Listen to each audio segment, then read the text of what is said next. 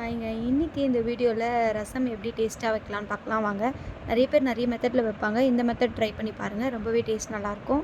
இதுக்கு நம்ம ஒரு எலுமிச்சம் அளவு புளியை தண்ணியில் ஊற வச்சுட்டு அதுலேயே ஒரு ஸ்பூன் மஞ்சள் தூள், கல்லுப்பு, அப்புறம் கொத்தமல்லி, கருவேப்பிலை தழை ரெண்டுத்தையும் போட்டு நல்லா கரைச்சி விட்டுக்கோங்க.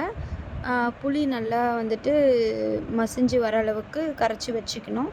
அதுக்கப்புறம் பார்த்திங்கன்னா 2 ஸ்பூன் சீரகம், 2 ஸ்பூன் மிளகு, கருவேப்பிலை, கொத்தமல்லி, ஒரு வரமிளகாய் இதை போட்டு மிக்ஸி ஜாரில் கொஞ்சம் கொரப்பாக அரைச்சி எடுத்துக்கோங்க. அரைச்சி எடுத்து அதை வச்சுக்கோங்க. முடிஞ்ச அளவுக்கு அம்மியில் இல்லை கல்லில் நசுக்கிக்கினிங்கன்னா கூட ரொம்ப டேஸ்ட்டாக இருக்கும். இன்றைக்கி எங்கள் அக்கா தான் வைக்கிறாங்க ரசம். அதனால் அங்கே மிக்ஸிலேயே பண்ணிட்டோம், அம்மி இல்லைன்றதுனால. அதுக்கப்புறம் நிறைய பேருக்கு ரசம் வைக்கிறதுனால ஒரு 5 தக்காளி பழம் அதை மிக்ஸியில் அடித்து எடுத்துக்கிறோம். அதுக்கப்புறம் நம்ம இந்த கரைக்க வச்சுருக்கோம் பார்த்திங்களா, அதுலேயே இதையும் கலந்துட்டு எல்லாத்தையுமே ஒன்றாவே நல்லா கலந்து விட்டுக்கோங்க. அதுக்கப்புறம் பார்த்திங்கன்னா இந்த பூண்டு ஒரு 10 பல்லுங்க, அதை கல்லில் போட்டு நல்லா இடித்து எடுத்துக்கோங்க. நல்லா மைய வரா மாதிரி இடித்து எடுத்துக்கணும். ரொம்ப பேஸ்ட் ஆக்கணும்னு தேவை கிடையாது. அதை இடித்து எடுத்துட்டு நம்ம அந்த மசாலா அரைச்சி வச்சுருக்கோம் பார்த்திங்களா, ரசப்பொடி, அதோடய சேர்த்து வச்சுக்கலாம்.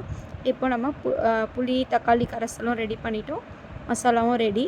அதுக்கு அடுத்தது கொஞ்சமாக கருவேப்பிலை தாளிக்கிறதுக்கு எடுத்து வச்சுக்கோங்க. கடுகு, அப்புறம் குண்டு மிளகா. ஒரு பாத்திரம் அடுப்பில் வச்சுட்டு எண்ணெய் ஊற்றி நல்லா காஞ்சதும் கடுகும் குண்டு மிளகா ஒரு 3ம் போட்டு கடுகு பொரிஞ்சு வர வரைக்கும் வெயிட் பண்ணுங்கள். அதுக்கப்புறமா பார்த்திங்கன்னா நம்ம கருவேப்பிலை கிள்ளி வச்சுருக்கோம் பார்த்திங்களா, அதை ஆட் பண்ணிக்கலாம். கருவேப்பிலை போட்டுட்டு அந்த மசாலா இருக்குது பார்த்திங்களா, ரசப்பொடி மசாலா, அதையும் ரெடியாக எடுத்து வச்சுக்கோங்க. தட்டின பூண்டை போட்டுக்கோங்க. தட்டின பூண்டை போட்டு பூண்டு கொஞ்சம் கோல்டன் ஃப்ரை வந்த பிறகு நம்ம அந்த ரசப்பொடி நம்மளே அரைச்சி வச்சோம் பார்த்திங்களா, அதை ஆட் பண்ணிக்கலாம். அதை ஆட் பண்ணிவிட்டு அதோட வாசனை, பச்சை வாசனை எல்லாம் போகிற வரைக்கும் நீங்கள் வதக்கி விட்டுக்கோங்க. அதுக்கப்புறம் பெருங்காயத்தூள் கொஞ்சமாக, நிறைய பெருங்காயத்தூள் போட்டுறக்கூடாது. கொஞ்சமாக பெருங்காயத்தூள் போட்டுட்டு நம்ம கரைச்சி வச்சுருக்கோம் பார்த்திங்களா, அந்த ரசத்தையும் ஊற்றி நல்லா ஒரு கொதி வரக்கூடாது, நுர வரா மாதிரி பொங்கணும் ரசம். அந்த சமயத்தில் நம்ம ஸ்டவ் ஆஃப் பண்ணிட்டோன்னா ரொம்பவே டேஸ்டான ரசம் ரெடி. கண்டிப்பாக ட்ரை பண்ணி பாருங்கள்.